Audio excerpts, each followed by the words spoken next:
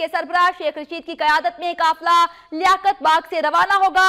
शेख रशीद ने रावलपिंडी इंतजामिया को पैगाम भिजवा दिया है कि वो किसी भी किस्म की रुकावट बर्दाश्त नहीं करेंगे। हालात खराब हुए तो इंतजामिया और हुकूमत जिम्मेदार होंगे। मज़ीद तफसीलात जान लेते हैं, इंतजार हैदरी हमारे साथ मौजूद हैं। इंतजार हैदरी, अपडेट कीजिएगा, इस रैली की क्या तैयारियां की गई हैं और शेख रशीद की जानिब से मजीद क्या कहा गया इंतजामिया को?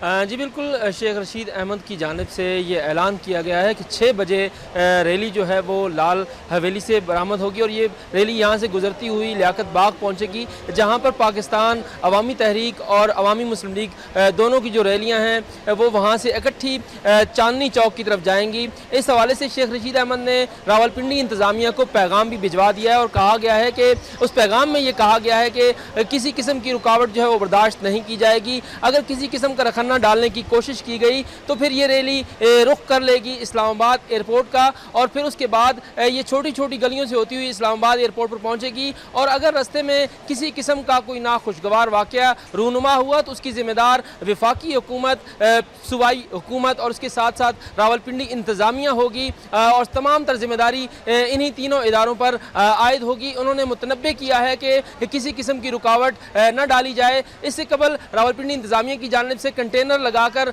सील कर दिया गया था राजा बाजार को और खुसूसन